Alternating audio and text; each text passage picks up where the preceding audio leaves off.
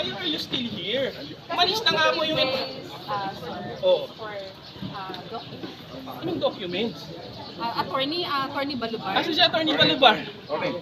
Attorney, nag-usap na tayo kanina, di ba? Pare, kita nag-usap. Ang sheriff ang nagsabi You can sa inyo. deny na hindi tayo nag-usap, pero naka-record naman lahat yon. Ang sheriff ang nagsabi sa inyo, meron kaming writ. Oh, Kinulo nyo ang sheriff, sinabi- natakot ang sheriff. That's it. Sinabi ng enforcement officer, you have 15 days to comply. So you don't have any reason para 15 days to sa insist. box. 15 days sa box. At ang sheriff ay nasimple ay natakot sa inyo. Wala na. Ayaw lang niya ng gulo. Walang nanakot For the sa record, kanya. for the record, ganun lang ang nangyari.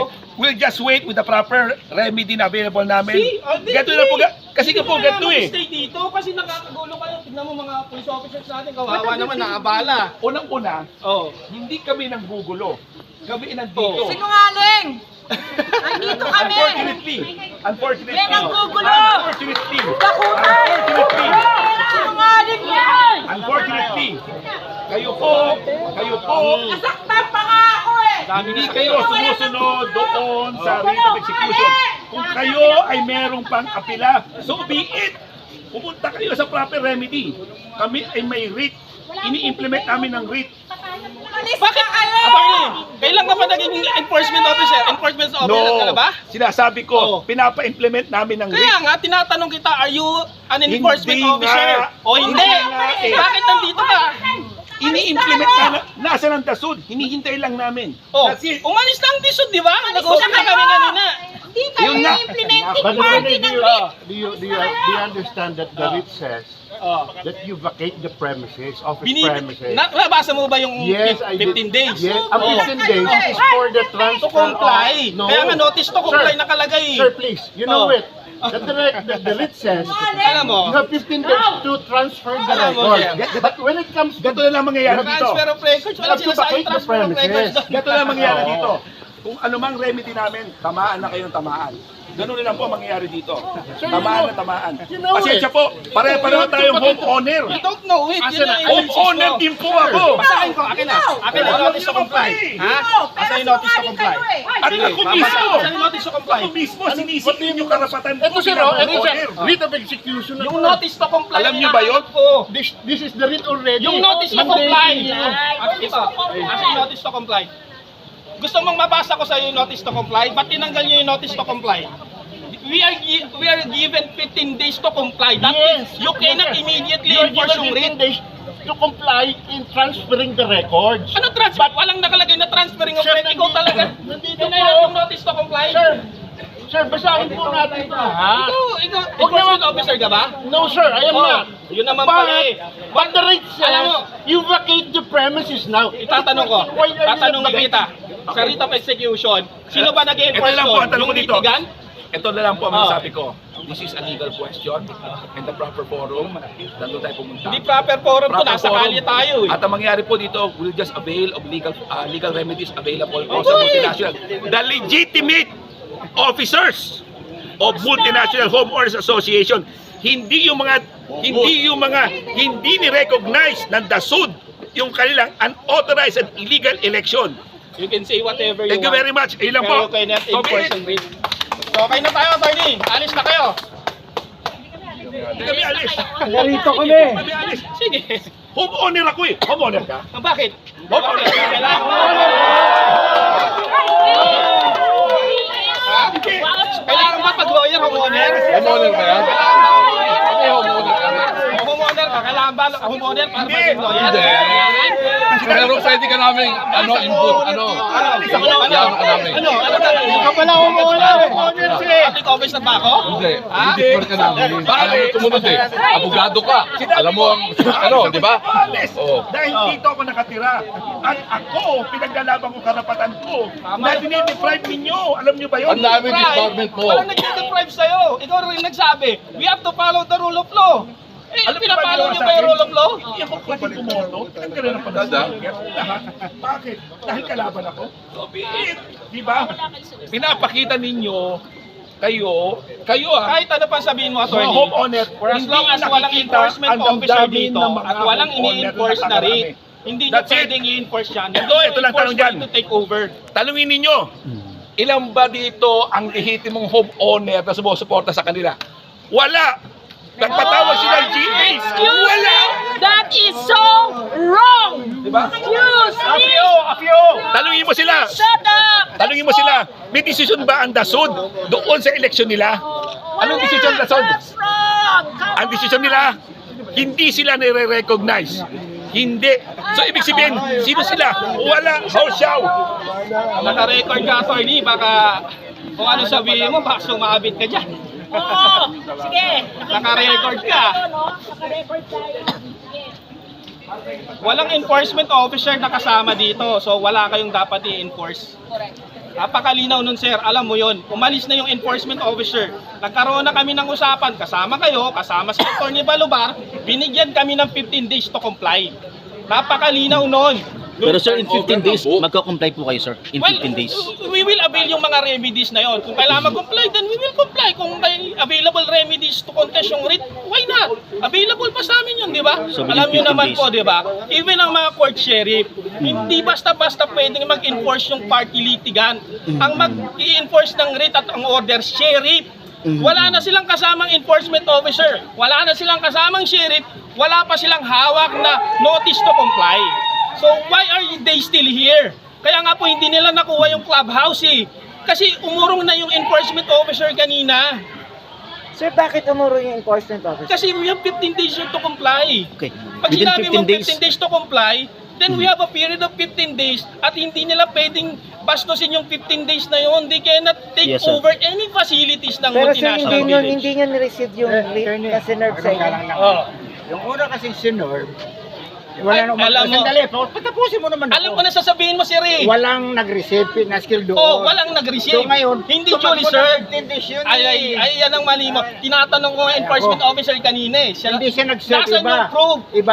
Kaya nga nag-serve. hiningi ko yung proof na Kaya na-serve nga. yung una. Kaya Hindi nga. niya nga nabigay sa akin Iba eh. yung 15 days ulit, Anyway, tumakbo. yung sinasabi So, niya, alam ko na yung final, sinasabi sir. niya. Yun ang Ang final ng importante sir. dito, sir, Did you is receive that the writ po? Did you walang receive? enforcement officer na kasama kong Kanina, mga to ngayon. na-reserve na nga. Kanina, na-reserve na, sir. Pero Na-reserve na, sir. na-serve na. Did you receive it? So, di-receive na. Okay. Pero hindi ibig sabihin nun na pwede nilang kunin ngayon, right now, dahil we have 15 days based sa notice to comply. Tinanggal pa nga nila yung notice to comply na naka-attach sa writ eh. If you read yung notice to comply, you have 15 days to comply. Ibig sabihin, may period kaming 15 days Kailan- para mag-comply doon. Hindi nila pwedeng kunin yan ngayon. Kailan po ang 15 days, sir? 15 Pero days sir, from today. within the Bigyan nyo na lang 15 ako. days, Pag natapos ba yung within 15 days, days, ikaw turnover your nila. will- Well, titignan natin. Bakit? Attorney, Why we cross the bridge? Let's just cross the bridge when we get there. Attorney, Bakit kami magko-commit? We have available remedies pa, di ba? attorney, Pero Kaya nga. malinaw, they have excuse to. me, after the 15 days, Turnover eh. are you willing to surrender na kung wala Again, kayong sir, legal no? remedies na We have makuha? available remedies Yes. na pwede naming i-avail. Which is the, Well, nakapile ngayon sa Court of Appeals, kino-contest namin yan. May motion to quash kaming pinail kay Atty. Doral na hindi niya ina-actionan right now. Tapos meron pa kaming pinail na mga ombudsman cases and disbarment cases against sa mga concerned officers. So marami pang available remedies. Plus the fact na pwede pa namin i-contest yung writ na sinerve ngayon for invalidly served. Ha? Tapos, So, sir, naintindihan mo na, sir? sir, Bakit invalid? after the 15 days, Hindi kasi akong counsel of record niyan. Sir. Dapat sinerve nila yan doon sa ano. sir, after the 15 Invalid days, yun. at mayroon kayo legal, legal remedy, Abogado ka Hindi ba? ako abogado pero I know Yes. also. sir, after 15 days, Kung at abogado ka, hindi ganyan. kayo napakinggan ng mga legal means nyo, iwiwiling nyo na yung i-turn over yung, Mag-ingat ano, ka sa Ay, sabi mo kaya nga eh. Para inismol mo ako eh. Bakit? Tinatanong ko. Hinihingi ko dito. Tinatanong kita. Sabi mo, abogado. Bakit pa tayo mag-uusap pag abogado? Kahit sino pwede makapag-usap. Bakit pa tayo mag-uusap? Sino pwede makapag-usap. Eh, homeowners na kung Ikaw ano. nga, hindi taga rito Usapang eh. legal to eh. bakit Diba? ba? Ini-interview ako, singit ka na singit eh. Ano yun, sir? attorney, Ayaw mo na. after the 15 days, at hindi kayo napakinggan ng Again, any sir, legal no. remedies nyo, So, walang naging available. Are you willing to turn over everything to the Well, again, no, litigation? let's cross the bridge when we get there. Sabi ko nga, meron pang mga available remedies na pwedeng i-avail. Sa batas natin, hindi naman tayo banana republic na porket may hawak silang court order, basta-basta na lang nilang ipupuwersa yung sarili na. Hindi naman ganun, di ba? For as long as there are available remedies na pwede naming ma-avail, then we have to wait and respect that. Sila na rin nang nagsasabi kanina, di ba? Na kung may available remedies, i-avail nyo lang. Eh di sige, i-avail namin. Pero- But they cannot force their way in. Pero as your group is willing naman kung ano maging Again, sir, decision willing later, kaming gawin lahat later kung on. yun na ang sinasabi ng batas. For as long as meron nga, dinyabi namin yun. Kung wala na, then why not? Di Pero ba? sir, yung not recognizing by DSUD yung organization itself, That's false, sir. Alam mo kung bakit? Meron na po kaming Court of Appeals decision, dalawa na nagsasabi perpetually disqualified to hold office na to si Arnel Gacutan. Pangalawa, meron pang final and executory decision ng Court of Appeals na in-issue against din kay Arnel Gacutan at sa grupo niya na nare-recognize ang 2022 Board of Directors, meaning to say whatever acts, subsequent acts na kinandak ng 2022 Board of Directors, naging valid yun based on that CA decision. Yung kanila, ang hawak nila is a letter from Attorney Dural of DSUD na allegedly nire-recognize daw, ang inire-recognize lang daw is si Arnel Gacutan as holdover officer, pero that's false. Kasi meron ng mga CA decisions, dalawa na po, final and So, executory. sa tingin niyo si DSUD ang may problema? May problema po talaga ang DSUD. Pero DSUD is the one who recognized the association, di ba, of all? Hindi po. You have to understand, dalawa po yan. Ang DSUD is enforcement and regulatory and supervisory lang po sila. Hindi po yan quasi-judicial or judicial. Ang quasi-judicial and judicial po, yung Human Settlement and Adjudication Commission. Yun po ang nagre-resolve ng any dispute between two contending parties sa isang association. Ang DSUD nandito lang to monitor, to supervise. Hindi po sila pwedeng magsabi na ang isang grupo ang dapat na nagmamanage. Ang pwede nilang gawin is itignan kung nag-comply sa registration, sa license, sa permit.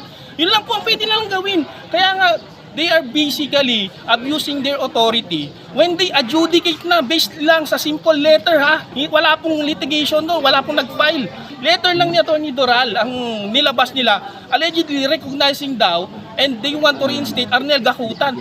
Basically, they are already assuming the power of an adjudicatory body, which is HSAC. Ina-undermine na po nila not only yung jurisdiction ng HSAC but the Court of Appeals. Yun po yung pinaglalaban namin dito. Dalawang CA decision na pong hawak namin, both final and Pero sir, di ba the DSUD CA, decision. yun nga po, doon na din kami nagtataka. Yan po ang dapat nating alamin. Bakit po ganun na lang ang pamimilit ng DSUD to reinstate Arnel Pero sir, Gacutan? may decision yata yung DSUD, yung last election yata, nagkaroon ng dalawang election, parang kinatigan yata yung... Again, sir, you can see naman yung letter. We can provide you with a copy. Same person who wants to reinstate Gacutan is the same person, Attorney Dural, who rejected yung submission lang po ang nire-reject niya kasi nag-submit kami ng election report sa DSUD for purpose ng registration record.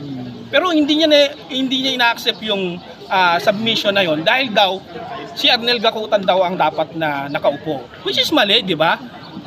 Ikaw yung nandun sa DSUD, dapat ang ginagawa mo lang is nagmo-monitor lang. Hindi ka dapat nakikialam, hindi ka dapat nagdidikta kung sino dapat ang nakaupo. pero sir, sa CA ruling, di ba, inappeal siya sa Supreme Court, nagkaroon ng finality. Iba pa po yun. Iba yun, iba. Yung sa Supreme Court na umakyat, wala po yung provisional remedy interlocutory order. You have to check yung CA decision on the perpetual disqualification and of Arnel Gacutan. Hindi, And yung affirmation and recognition ng 2022 Board of Directors. Both CA decisions already attain finality. Yung sa latest election, naging dalawa yata yung naging election noon. Paano malalaman kung sino ang ano doon kasi naging... Again, dapat po titignan yan on the basis ng lahat ng mga naging cases. Dahil may lumabas na CA decision, dalawa.